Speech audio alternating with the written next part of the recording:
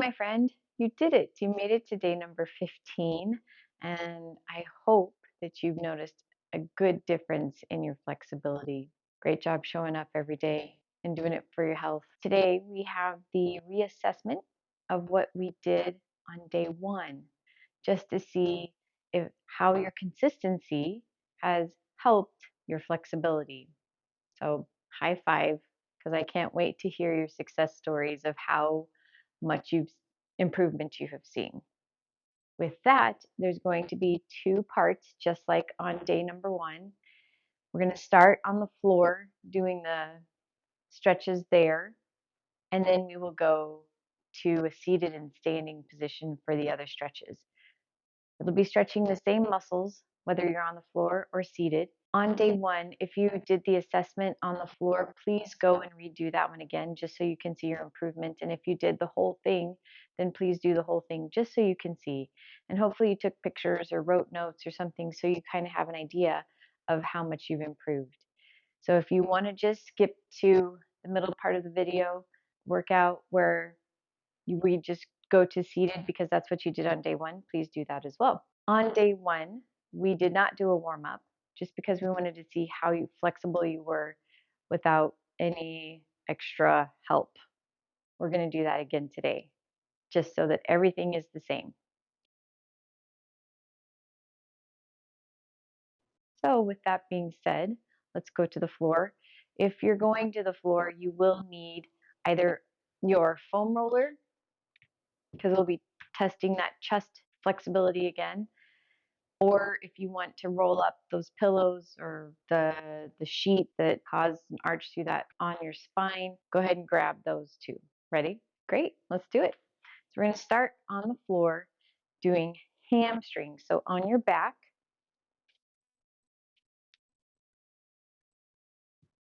okay, so you can either plant those feet or you can do a straight leg. It's really up to you. Try to remember, if you did a straight leg on day 1, please do a straight leg on day 15. We're going to go to a hamstring stretch on that right side. Slight bend in that knee and pulling above or below the knee, but not at the back of the knee. And then you just try to pull that knee as close to your chest as you can. Now, hopefully you have some sort of measurement, or you have really good memory of how close you're able to get your knee to your chest. Okay, but you want it to be a nice hamstring stretch on, in the hamstring, not the back of the knee. All right, so just checking. We're not holding these for a minute today. We're just checking to see that range of motion. So there's your right leg. How'd you do? Let's switch to that left leg. Again, slight bend in the knee, pulling above or below the knee, not at the back of the knee. And how close is that knee to your chest? Did you see improvement on this side too, hopefully? Because that would be amazing. That's why you did this last 15 days, right? Okay, we're going to go next, just check some lower back / oblique and maybe even some quad and TFL mobility. So planting those feet together, and now all you're going to do is let your knees fall to the right, keeping both shoulders on the floor. Do you notice a difference? Were you able to get your knee on the floor this time? Was it on the floor last time? Are both of the knees stacked, or is one still up a little bit? I don't know. I'm super curious, especially if you did pictures or video. It'd be great to see the before and after. Okay, let's go to that left side. So knees stacked, shoulders on the floor, or as close as you can get them. And how is this side? Yeah, maybe? Do you see a difference yet? Okay, great. Now we're going to roll onto your hands and knees into a child's pose. Let's check mobility in those quads and lower back. So on day number 1, you could either have your knees like under in line with your hips, or you could go a little bit wider. Hopefully you remember what you did. Hopefully you wrote that down. But the goal is to get your hips to sit on your heels, especially with that big reach overhead. Okay? How you doing? Is it close? Are those hips close to those heels? Yeah, maybe. Okay, next we got to go to a seated position, going back to elementary school again for that V sit. So hopefully you remember how wide those legs were. And if you did go get your ruler and see how far you could reach, you can go get that ruler again. But if you remember, how close were you able to get your head to touch the floor? Or are you at least closer to the floor?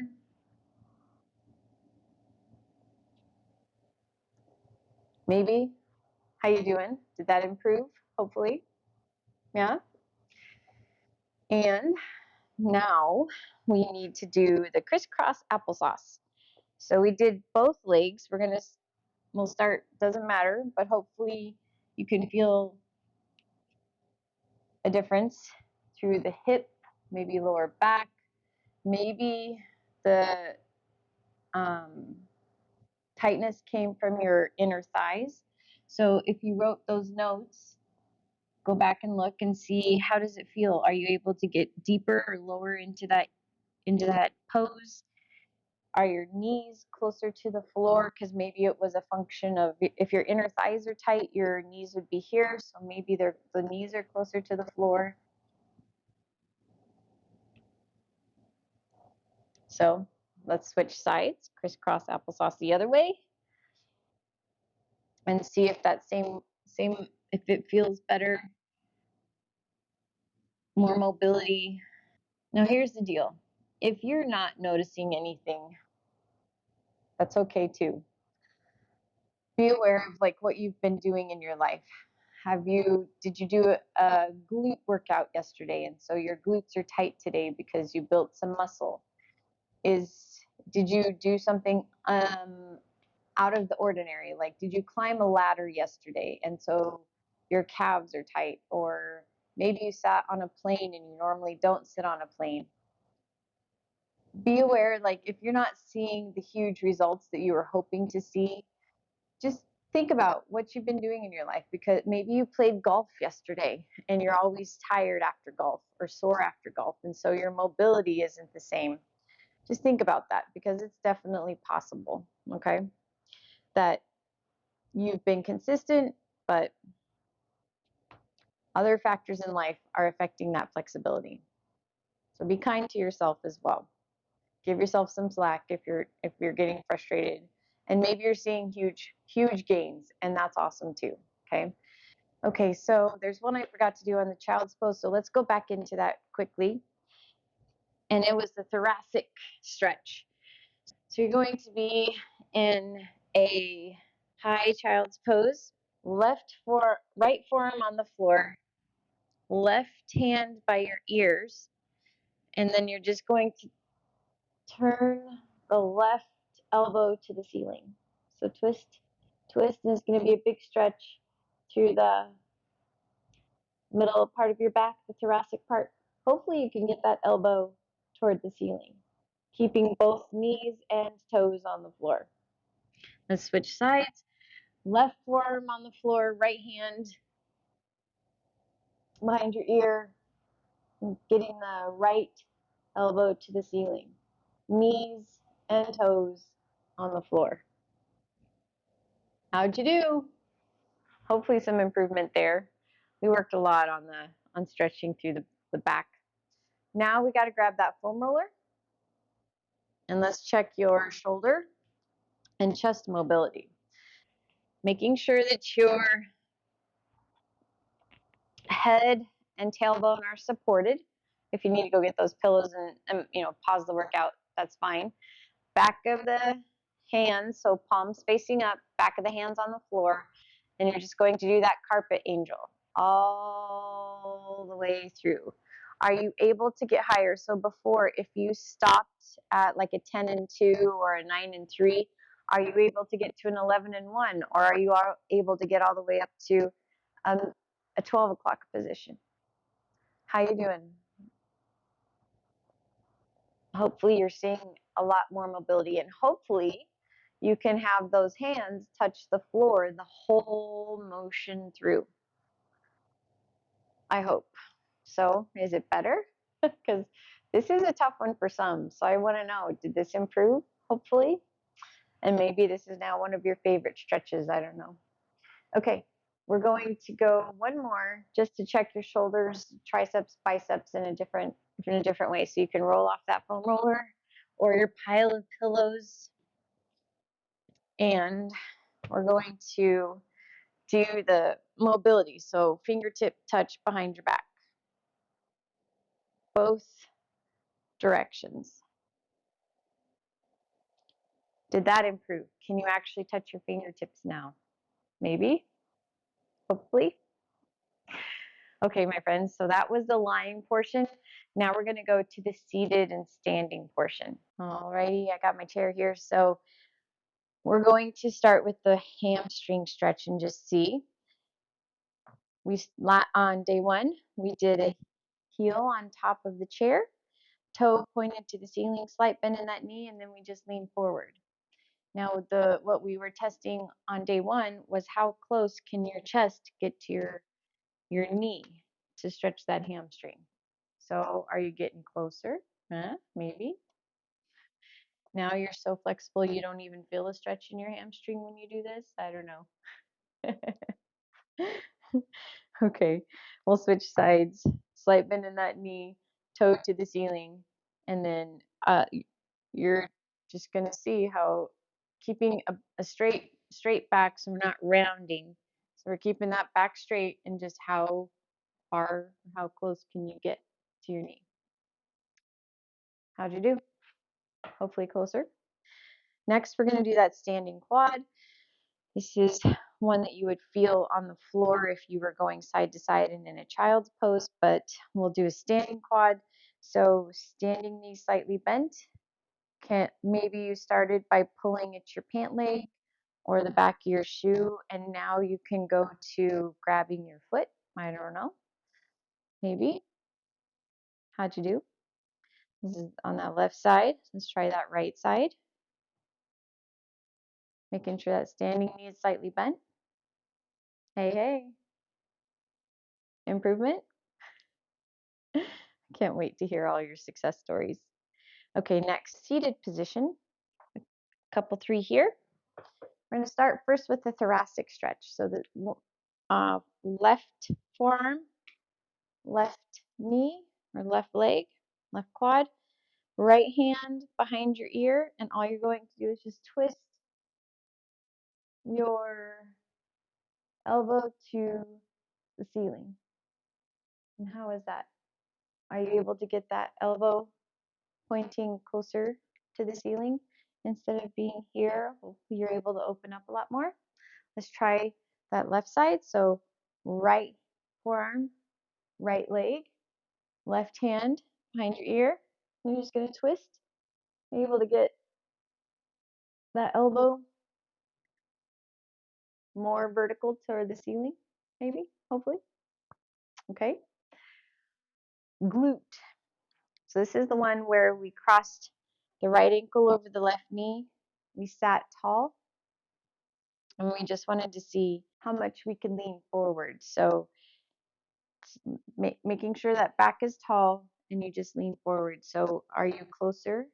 Is your fingertip closer? Can you touch your chest to your knee or your leg? We're not bending to try to make that happen and getting on our toe to push the leg closer to us. It's keeping our back nice and tall as we lean forward.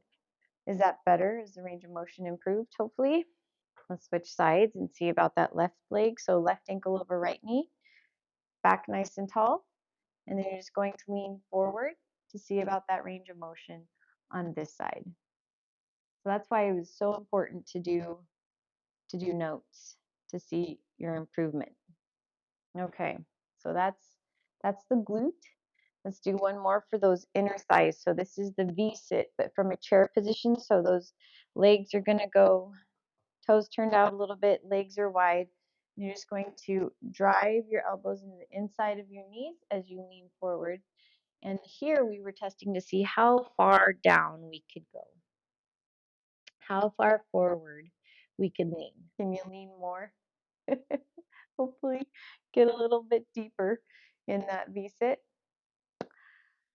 Okay, next is we have two more, both for chest and shoulder, and they're both from a standing position.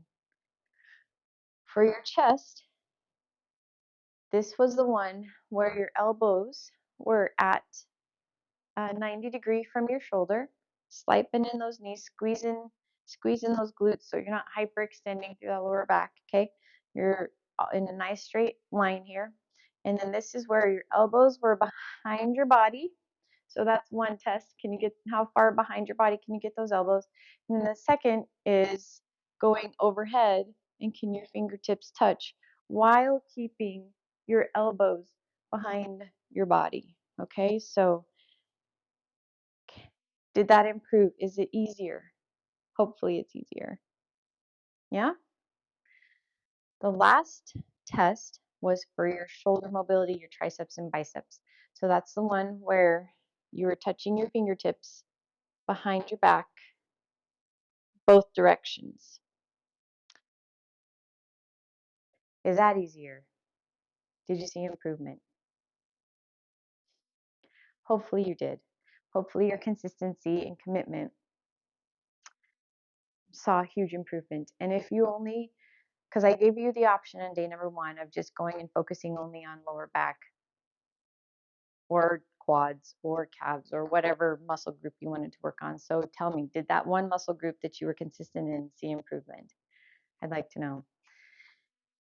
If you went through the whole thing, the whole 15 days, you would notice in what I was sharing that muscle groups are connected. So if you just focused on your lower back, there's a good chance that, and you saw some improvement, but not as much as you had hoped because that's all you did was the lower back stretches. You should go and also do the quad stretches and the hamstring stretches and the oblique stretches because all of that, the hip flexor stretches, all of that is connected and affects your lower back. So if you'd like to see more improvement in a specific area, try stretching some other muscle groups because that would help improve that range of motion. I hope that helped. Thanks for being on this challenge, and I will see you at the next workout. Have a great day.